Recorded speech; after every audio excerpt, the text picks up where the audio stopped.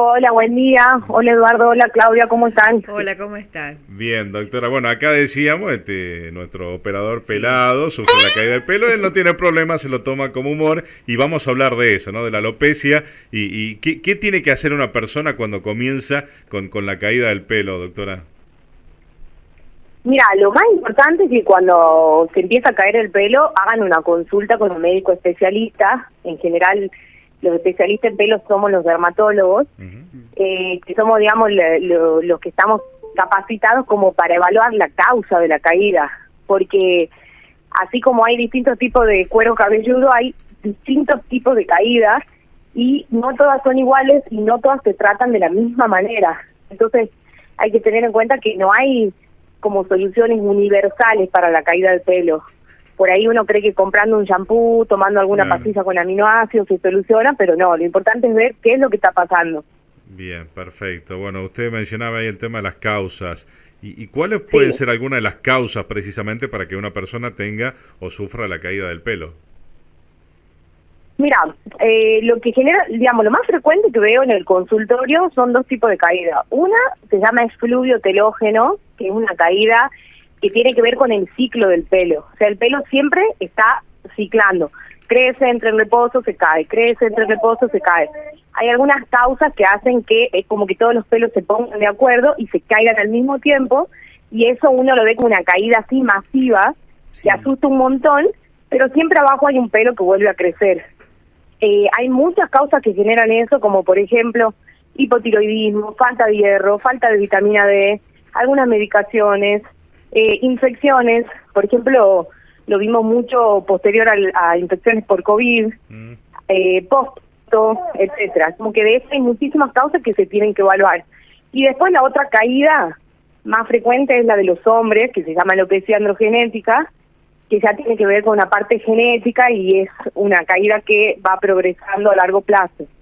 Eso ya, digamos, es una sensibilidad a las hormonas normales que uno tiene. Ah, bien, o sea, una de las causas, por lo que estaba describiendo usted, doctora, una puede ser el tema de la alimentación y también la genética a veces Claro, puede ser. sí, sí, totalmente. Probablemente el operador de la radio tenga un poco de alopecia androgenética, que es la típica de los hombres, Más o que menos. empieza más en la parte de la frente y en la parte de arriba del cuero cabelludo, en el La vértex, le frente, decimos sí, nosotros. sí. Asiente, No. Sebastián asiente, dice, sí, sí, tiene razón la doctora, dice. Bien, Claro, bien. ese es un tipo de caída que empieza desde joven, desde la pubertad, solamente que a algunos le avanza muy rápido y a otros más despacito. Pero es muy frecuente y la mayoría de los hombres la sufren en alguna medida, digamos, en Claro. algún grado. Ujú. Ahora, también interesante lo que estaba mencionando, doctora, el tema de que, bueno, hubo muchos casos, le tocó muchos casos de personas que fueron post-COVID con este problema. Sí, sí, muchísimo. Realmente el COVID da una caída como bastante severa. Tiene que ver no solamente con la infección, sino también con algunos pacientes que por ahí sufrieran un estrés muy grande porque habían tenido una infección grave o habían estado internados. Claro. O sea, es como que en ese caso hay no solo es la infección por COVID, sino se suman otras causas según cómo el paciente haya pasado la enfermedad. Pero lo importante es que, por ejemplo, en el caso de COVID o de algunas infecciones, no es quizá en el momento agudo, o sea, no es cuando el paciente está mal por el COVID, sino que aparece después, 4 meses, 4 o 5 meses después, entonces por ahí uno ni lo relaciona con Claro, eso. claro, claro. Doctora, Es como una respuesta más sí, tardía. Sí, Sí. perdón. sí, doctora, cuando se forman cascarones en el cuero cabelludo, ¿tiene que ver el Sí. shampoo? ¿Tiene que ver si el cuero cabelludo es graso, es seco?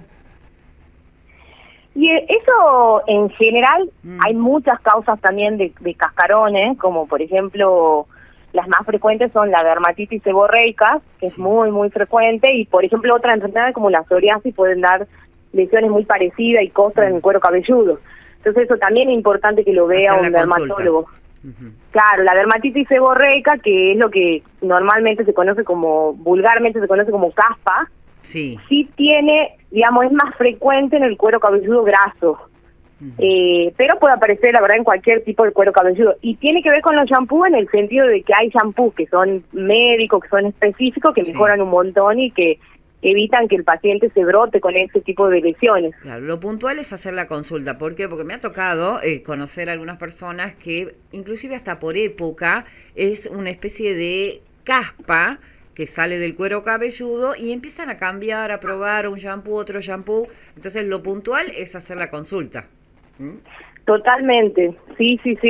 Sí, el pelo es, digamos, como muy complejo y es muy interesante porque, por ejemplo, esas costras tienen que ver con hongos que son flora normal, o sea, viven normalmente en el cuero cabelludo, todos lo tenemos, no se contagia, no tiene que ver con la inmunidad, pero sí cuando algunos pacientes se estresan, por eso por ahí vos lo ves como por temporada, es como que aumentan de cantidad y hace que se brote el paciente.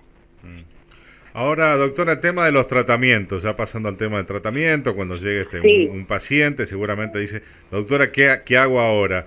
¿Hay tratamientos que son realmente efectivos para mejorar esta situación? Sí, la verdad que hay muchos tratamientos que son efectivos, todo obviamente depende de la causa, ¿sí?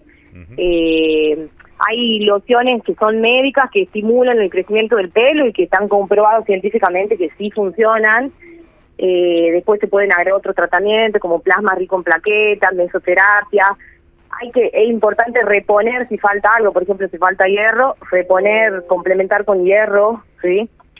Si el paciente tiene hipotiroidismo, obviamente que el tratamiento va a ser tratar ese hipotiroidismo, ¿sí? En el caso, digamos, de la alopecia de los hombres, la alopecia androgenética, también hay pastillas que son específicas para eso, que evitan que siga progresando.